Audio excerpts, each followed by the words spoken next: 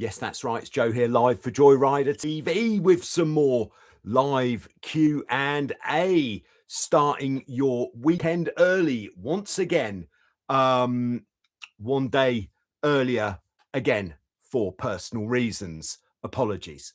But we're going to still have some very interesting Q&A. I'm actually going to kick off this week with diving into hello to Justin, who is in the live chat. Great to have you with us, Justin. Justin's in South Texas, and he's come straight in with a question, which is great, because that's the Q part of the Q&A, in case you were wondering. And Justin says, I had a question about rig tension and whether or not it would change depending on the goal of what you're doing while you're out sailing. So would there be a difference between racing and going out to do speed runs? This is a very interesting question. It's not one that I've really considered too heavily in the past, but here we go. Let's consider it. Yeah, so a speed run would naturally take place in a reasonably strong wind, you'd hope.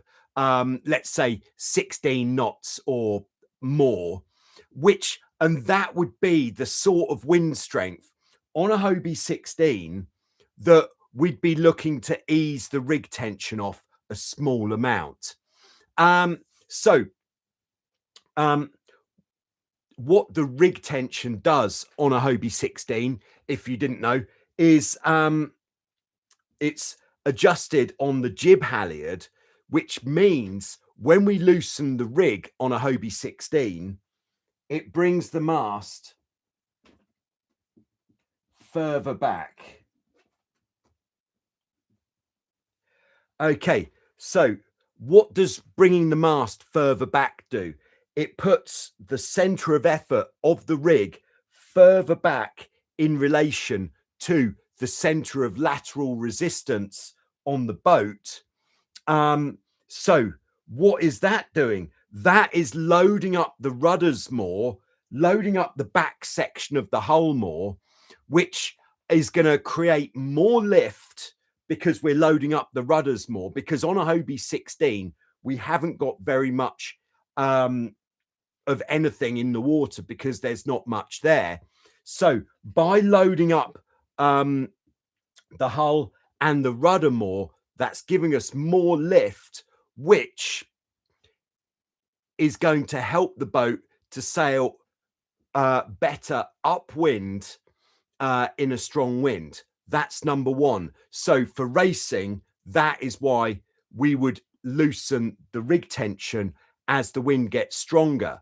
The time when you know it's time to loosen the rig tension is when you're sailing double trapezed, or if you prefer to single trapeze, same applies, and you're sailing upwind, and it feels like every time you get a gust, the boat just wants to fly a hull, but it doesn't necessarily want to go any faster. So the rig tension for racing should come before you start thinking about letting the traveler out for wind strength. I have many magnetic props these days, so finding the right one takes a bit longer. So we're keeping the traveler in the middle for racing until we get to the point where, first thing, we're pulling the downhaul on as hard as it will go. Second thing, once we've done that and we're still feeling like the boat doesn't really want to go, it's like we're almost like choking the power because we've got too much power in the rig. So downhaul on full, still doesn't want to go. Then we're going to loosen off the rig tension. And I would be inclined to loosen it off if you haven't already made some sort of calibrations, like on your mast. The thing to do is, once you know the settings, you take a calibration sticker like this. I think you'll have one of these, Justin, somewhere. Take your calibration sticker, put it on the front of the mast, and then put a piece of tape around the jib halyard so that you actually know how much jib halyard you should have pulled on for different wind strengths. So, but when you're finding out how much, I would just go for 1 inch of jib halyard at a time. So from having it pulled really tight, which would be good up to the point where you start lifting the hull, I would ease 1 inch and then get the boat going again, double trapeze. Do be aware that when you loosen the rig tension, it does 2 things as well as affecting how the boat sails. One thing it does is it makes your trapeze lines effectively longer. So from, you might have been quite happy going out on the trapeze, loosen the rig tension, you might go out on the trapeze and you're straight in, like in the water, getting hit by the waves. Yeah. Second thing it's going to do, loosening the rig tension off, is it is going to move your cleating angle up. As the mast comes back, the cleating angle is going to move up.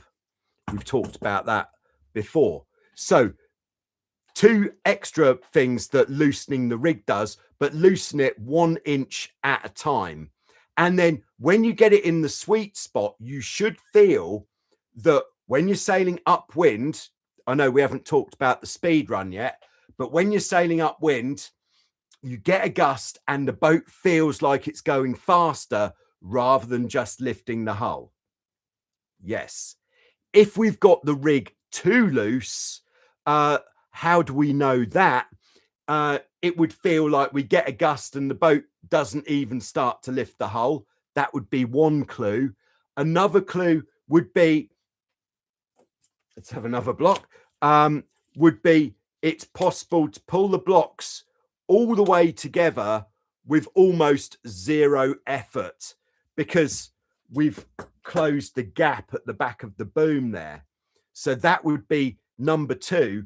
And if we're able to sheet the main in that easily, before we just take this as a thing, make sure your mainsail is properly hooked up at the top of the mast, because otherwise the boom would be too low anyway.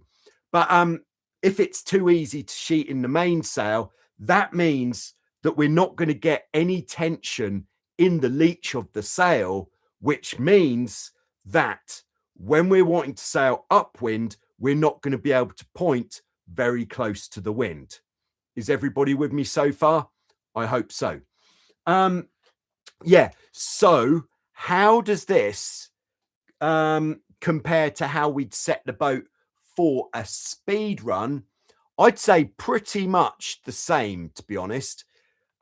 We would definitely not want to go into a speed run with the rig more upright. I'm just going to change the angle of the hull there instead of the rig, because what having the rig more upright is going to do, as well as put too much power into the rig, it's also going to bring the mast further forwards, putting more weight and pressure into the bows of the boat, which is going to make it have a greater tendency to dig the nose in.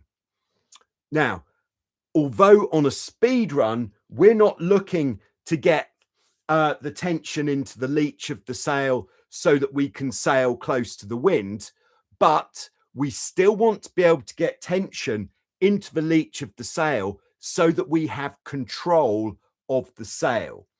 If we're not able to tighten that bad boy, it's almost like the sail is going to be kind of just liquid, fluid. It's going to be unsupported, and it's just going to be responding to the changes in pressure in the sail. Like as the wind gets stronger, the sail is going to do what it likes because we're not going to have enough tension in there.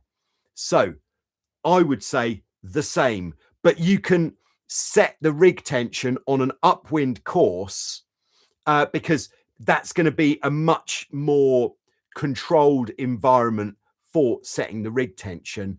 And then once you've set the rig tension for your upwind course, then turn that corner and send it. There we go. Thanks very much, Justin, for the question. Yeah, so here we are, Q&A. Again, a day early. Hello to Hussein, and thanks very much, Hussein, for the super sticker, keeping the Q&A ad-free. Oh, yes. And we've also got Charlie Sailing in the live chat. I think last time Charlie was on board, he was asking about applying for a job at Wildwind. Sad news from me about my Wildwind application this summer. Fingers crossed for the end of the season next year. Oh, sorry to hear that, Charlie. But if you're coming out, then let's jump on a 16 and go for a fast sail. I think that is a good kind of runners-up prize for not getting the job. Yeah, sorry, man. Sometimes they have their reasons. Okay, we'll move on. Okay, so the first preloaded question that we've got. In fact, this wasn't even a preloaded question. This was, don't know if you've seen, but I've been chopping up some of my older feature-length videos and posting them on Instagram and Facebook, which is kind of automated that it does the two. And there's been one that I posted a few days ago that has proved quite popular. And this was, I think you'll like this as well, Justin and Hussein, and Charlie, everyone in the live chat. It is the topic of, can you sail the 16 without a jib? Answer, yes. But we need to make a few small differences. So because on a 16, usually our center of effort is spread between the mainsail and the jib, that brings the center of effort further forwards, because the jib on the 16 is very powerful, and we're getting a lot of drive just from the jib. So when we take the jib off, if we kept the rig in the same position, then the center of effort would be much further back. So what can we do about that? Well, what we could do to adjust for that center of effort change would be to sail with more rig tension on when we're sailing without the jib up, because what we want to do, so more rig tension for that amount of wind, even though in the example video I was sailing single-handed, we still want to be sailing with a decent amount of rig tension on, so that we're bringing the rig tension, the center of effort further forwards in relation to our center of lateral resistance. So we're going to crank the rig tension on a bit more. So the mechanics of sailing the 16 without a jib is we are going to need to tighten the rig up, which we will do using the jib halyard. But what you'll find, you know, the ideal would be that you take your jib halyard and you attach the shackle from the bottom block of the jib halyard to your chain plate, stay adjuster at the bridle wires. You adjust it there and then you wind it on. But because the jib halyard on a 16 is multi-purchase, it would mean that if you were going to do that, then in a normal situation where you're sailing with the jib, then the jib halyard would be miles too long. So it's unlikely that your jib halyard is going to be long enough to do that. So you're going to need to use some sort of extension to go from the chain plate where the jib would usually attach to the jib halyard. And what's important with that line is that it is of a very high quality and it doesn't stretch. What I've actually done, I think when I was making that video, I actually used a bridle wire from a Hobie 16. So I actually used a piece of wire, just pinned it on to the chain plate, shackled the other end to the jib halyard, and then just cranked the rig tension on as normal, pulled it on pretty tight, went for a sail, and it really does sail really, really nicely, I'd have to say.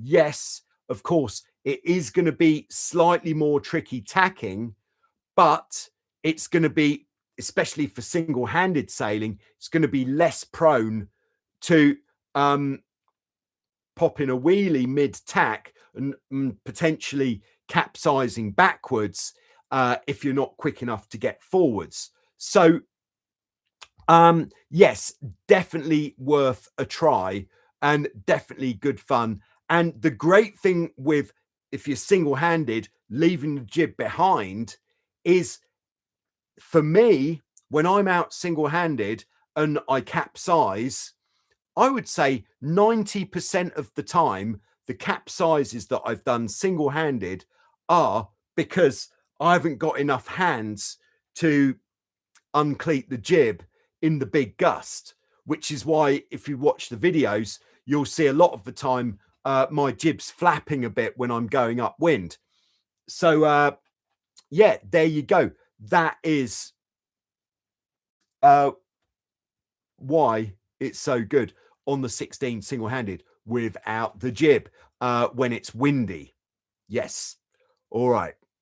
So into the live chat, we've got Hans in Germany. Hi, cat sailors. Greetings from Germany. Loads of snow here in Vogelsberg. Thank you. Yes, very good. Nice to have you on board, Hans. Hope you're doing well in the snow. Yeah. All right. So the next preloaded question, and this is a topic that I really like, was from Paul. And Paul said, I want to buy a GoPro camera. Oh, really? For my Hobie 16 sailboat. I want to mount it where the forestay meets the bridle wires. Classic. It's one of the best. So that would be to put the camera there facing backwards.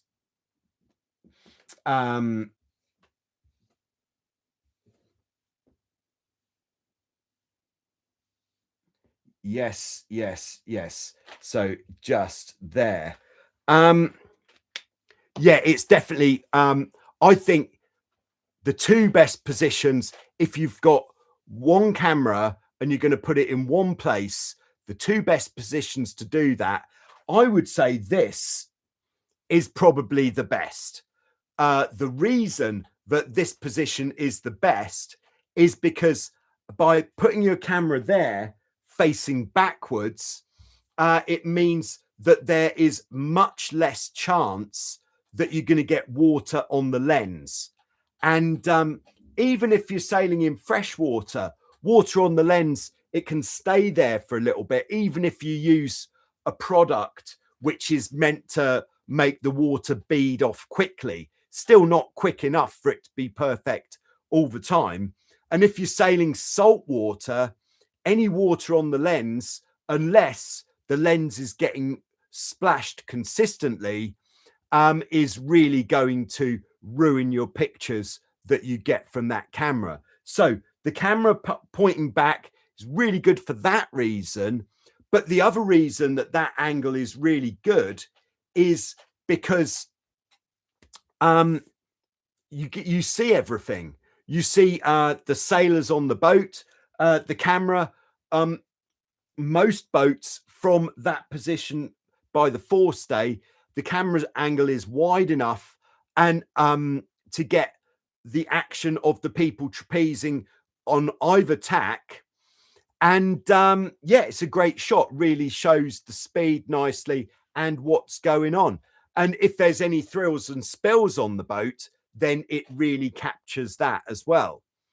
So one thing I would say is, if you can, when you're positioning your camera, I will come on to which, oh, sorry, I didn't even get on to the actual question part of the question. Paul's question part was, which camera do you recommend? There are a lot to choose from, but I figured that you could at least get me started in the right direction. Yes. Yeah. So set the camera on wide and not on super view, because it's this super view mode, which is where the picture starts to get this kind of rounded distortion, where lines which should be straight start becoming curved.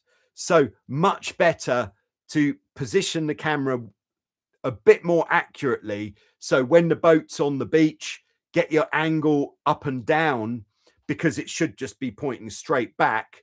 Get your angle up and down absolutely dialed in, so that the middle of the shot is kind of like the bottom part of the mast. So you're getting the water under the hulls, but you're getting plenty of action above the trampoline as well. And that way you don't have to have that kind of distortion that you get from super view. Or I think there's even a wider one now called something like Super Mega View Plus or something. All right. So what would I recommend? Well, it just happens that just here, this is the Joyrider TV ready to go camera, custom made. There is a video on this, the making of this facility, by the way. Yeah. So my go-to as a regular GoPro is this one. This is the 12, and the pictures you get from the GoPro Hero 12 are absolutely fantastic. The quality is amazing, but I wouldn't recommend it. What? Why would I not recommend it? It's because the 12, I believe you'd have to double check this, but the 12 is the only GoPro since the 5 that was released without an inbuilt GPS.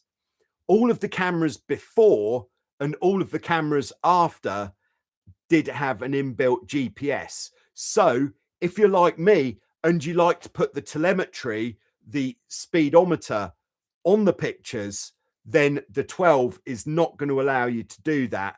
So you're better off, rather than the 12, I would guess that the 13, which is still the latest one at the moment, there's some really good deals for the 13 going around. I would expect it to cost something like $350 maybe for the 13. And that's going to have even better picture quality, although it will be like a really marginal improvement. Or you could go for the 11, the 10, or the 9, any of those. I think all the way back to the 8. No, not the 8. Don't go back as far as the 8. So the 9, the 10, or the 11. Why not the 8? It's because you can't buy original replacement batteries for the 8 anymore. So the 9, the 10, or the 11, or if you want a brand new one, then the 13. But you should still be able to get brand new older models. Okay, so the curveball is, there's another way that you could do it, and that is with the GoPro Max. The GoPro Max is a 360 camera, which means that doesn't matter which way it's pointing, because after it's got a lens. In fact, it's got two lenses, one on each side, and each one of those lenses covers a full hemisphere of footage. So between the two lenses, we can see everything. But of course, we don't want to see everything at once. So with a 360 camera like this, what it does mean is there is more editing to do, because you need to look at your footage, decide what you want to be looking at all times throughout your session, and edit the footage from the 360 camera so that it's looking at exactly the right thing.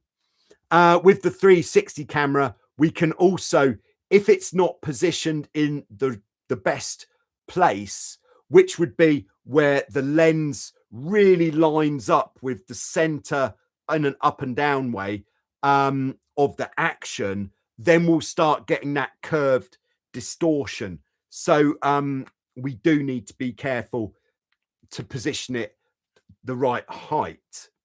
Okay, so yeah, I think the GoPro Max is a great camera, and if the GoPro Max looks good, then what looks better? The GoPro Max 2. Yes, I was just presented this by Greg from San Diego, and I am very much looking forward to getting this bad boy out on the water. Yeah, does the same as this, but better, higher quality. So very exciting with the Max 2. Now, just going to check in with Kush, who is in, I think that's Kush, Michael. What's up, y'all? Yeah, it's all happening here in the Q&A, and we've got Boris on board as well in Florida. Great to have you guys with us. This is a pretty, as far as the Q&As have gone, I think this is the quietest one that we've had for some time. I think the Thursdays are not working quite as well for the majority of cat sailors out there, even though we're bringing the weekend one day earlier. All right. Oh, we've got Mr. Tony KP in cold Denmark. I bet it's cold there. Crikey. God, it has been raining so much today. We've started getting flooding on the island. So getting around has been special, let's say. All right. So mounting solutions. All right.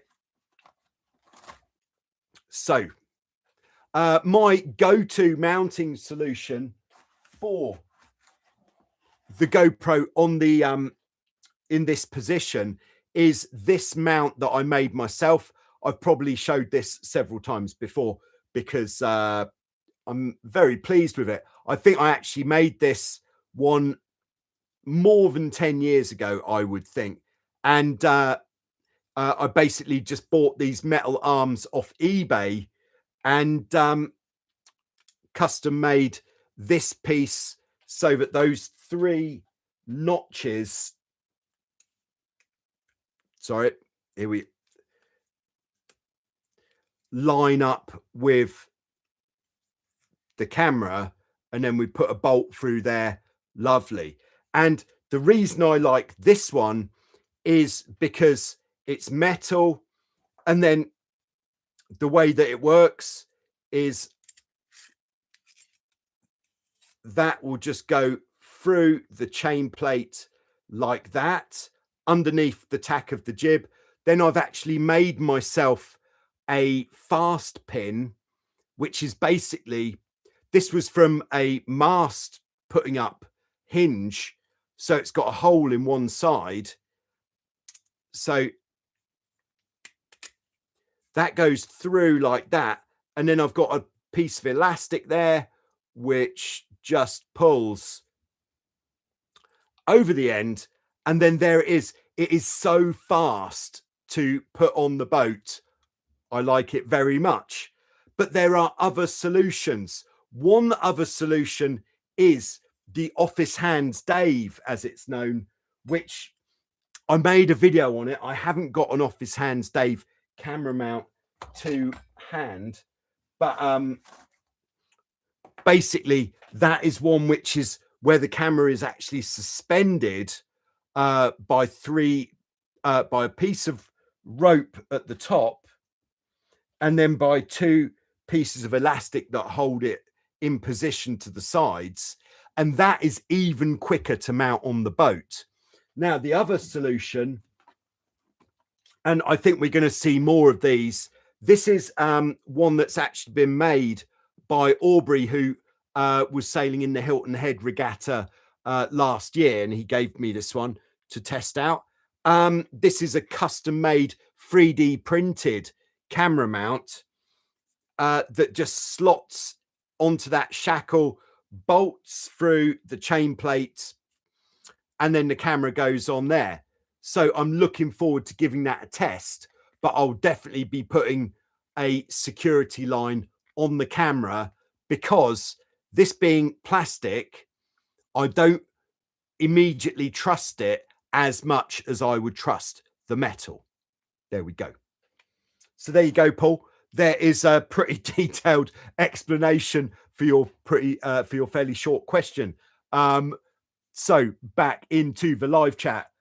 Boris says, I'm on the verge of getting a 360 camera, but I've read that the battery doesn't last very long on the GoPro. Yeah, I think I get something like on the old GoPro, on the which one is it? On the original Max, like this, I think I was getting about 40 minutes from the battery. And we just need to make sure that for that one, you get these batteries, which are the black and white ones, which they call the Enduro batteries. Yeah, about 40 minutes, which I think if you're filming for longer than 40 minutes, if it's in one go, then I think that's too much. I think that's going to be a lot of editing that you need to do afterwards. So, yeah, I was completely happy with that. And then with the Max 2, haven't yet tested it, but not to the point of the battery actually running out. So, but I would guess it'll be something similar on the Max 2, about 40 minutes. Yeah, so very good. Like when I did the Pig Island adventure, then what I did is I took one spare battery with me, did one battery on the way there, and then I did one battery on the way back. Okay.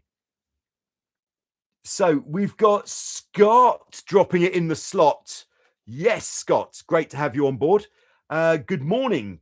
Scott is coming in all the way from Oregon, USA. And then, we've got Greg on board. Yes, this is Greg, who actually awarded me with the Max 2. Thanks very much, Greg. I love it in every way. I've only actually used it once so far, and that was up a mountain on a snowboard. But I had to give it a spin because at the moment the sailing isn't on, unfortunately. But come March, then she'll be getting a good outing. Thanks again for that, Greg. Lovely old job. All right, Boris says thanks. So Greg is waiting for wind in San Diego, and as well as it being incredibly wet here, it's also been furiously windy as well. Okay, we've got SA1510 on board. Hello. Who says, looking at buying a used Hobie 16, but it doesn't have a dolly. A dolly you might also call beach wheels, a launching trolley. Someone once called it bogies, like you have on a train. I like that. Yeah, maybe need to build one. Would it make sense to design the dolly so that the boat can always stay on it? Yeah, I don't see why not. What if it was me, and I've made a few of these launching trolley beach dollies in the past, and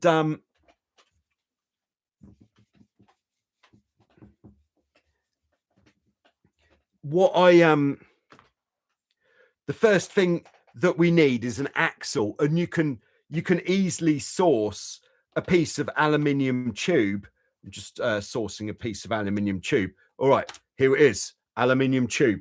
So we want to source a piece of aluminium tube which is the same diameter as the stock launching trolleys. And yeah, we've made quite a few in the past, and the piece of aluminium tube, I think when we were making them, it only cost like back then, like this was more than 10 years ago, was about 25 euros, something like that, for the axle. And then when I was building them, what I was doing was actually, you are going to need some bearings for the wheels and some wheels.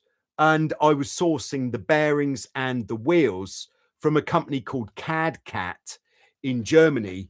And I think for a pair of wheels and the bearings, it was something like 250 euros.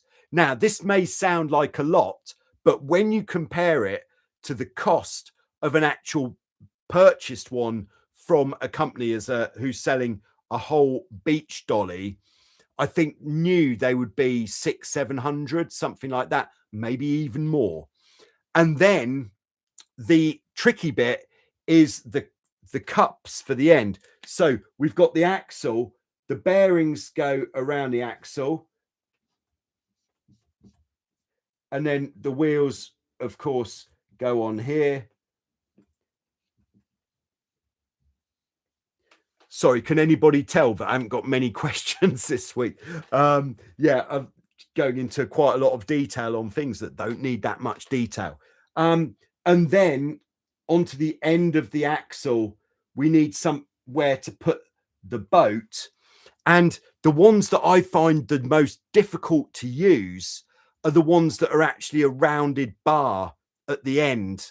And then you put the boat onto the rounded bar, because what happens with those is, even if you have the boat tied on really nicely, the dolly doesn't stay in position at all. I find it really annoying, actually.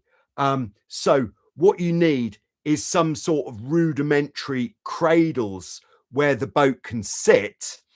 And if nothing else is available, what you could do, which would work better than just having these circular ends where the boat sits on the bar effectively, would be just to put a reasonably thick piece of plywood, you know, maybe, what's that, 25 centimeters, 30 centimeters square piece of plywood, put some rubber on it, put some carpet on it, and then drill 2 holes in the center of the wood, and then 2 holes to line up with that through the bar. Sorry, the axle. My axle wasn't long enough. So this is the axle here. And then the bit of plywood can just sit on top, carpet on top, 2 bolts going through, countersunk so that they don't interfere with the hull. And then the only thing you need then is a rope coming off each end, and then you're good to go. Very nice. With the actual distance between the wheels, you want to make sure that it's not too close to the actual distance that you've got underneath the boat, because when the wheel starts rubbing on the hull on the inside, that slows you down quite a lot and can be quite annoying as well. So there's a few bits of annoyance that we can avoid. So there you go. That is what I would do. And then can you leave the boat on it? Yeah, I would generally, what I would do is, there's the boat. Like that. We don't even need the sails up, but we've got the sails up. And then I would leave the trolley under the front of the boat, like here, and then put something under the back of the boat. What we actually use at Wild Wind Sailing Holidays is, if it's a Hobie 16, and I think that's what you said it is, because the Hobie 16 hulls are extremely hard on the bottom, all you need is some good sized chocks of wood to go under the back, like especially if you're leaving the boat in a car park, on gravel, on stones, anything like that. Then we put those under the back, trolley under the front, make sure that the boat is tied to the ground, and she will be happy there for quite some time. There we go. All right.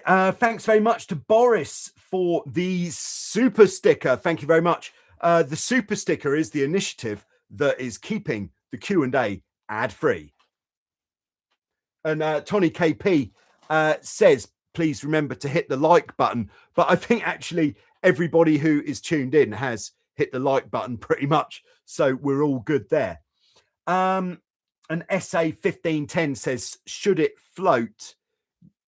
It should naturally float, because the wheels, depends on which wheels you get, but the wheels will be air filled. Definitely go for an aluminium axle rather than a galvanized steel axle. Galvanized steel, that's going to be so heavy, whereas get a reasonably thick aluminium axle, and then it won't be too heavy to lift. It's going to float easy. Very good. And then the last thing with while we're talking about the beach wheels, one thing not to do with your beach wheels is to drag it sideways, like this way or the other way, because what happens is the wheels push the stoppers that hold the bearings, and before you know it, there's a big gap at the end of the bearings, and bearings can fall out, and there it is. Beach wheels not as good as they were before. Yes. Hey, it's Laura tuning in from Mississippi. Yeah, great to have you on board there, Laura. Yeah, not so much action in the Q&A today. I'd just like to point out that, yes, I am showcasing the all-new special artists collection of Joyrider t-shirt. I'm even going to stand up a little bit. I've collaborated with a British artist, Lucy Harris, who has done 2 designs for us, which are now available on Joyrider t-shirts. And I think this is absolutely great. I'm so pleased with it. Even if we don't sell any, I'm still going to love it because I think it's great. So there we go. All right. So SA 1510 is just on his way to the hardware store. All right. Great stuff. Good luck with that. So if there aren't any further questions, I think that's us done. So thanks very much for tuning in. We've got the new boat explainer video coming on Sunday. What are we looking at? Oh, we're looking at the Taipan 4.9. What is one of those? Watch the video on Sunday and you'll know, unless you're a channel member, and then you'll already know, because not only the channel members get access to the Joyrider Academy classroom series, they also get early access to all the videos. So thanks very much to all the channel members for supporting the channel. And Bernhard is on board, channel member. Great to have you on board, Bernhard. You're just tuning in as I'm tuning out. But thanks very much. So that is there, the new race starts module. Next module is actually under construction at the moment. not even as we speak, because I'm doing this. But yes, that is coming soon. So good luck to you all. And I'll see you. Next week. I'm not sure when I'm going to do the Q&A next week. And in fact, because this one's been a bit light, we might leave it until the week after next, before the next Q&A, if that's all right with everyone. I'll take that as a yes. All right. Thanks very much. I'll see you soon with some more.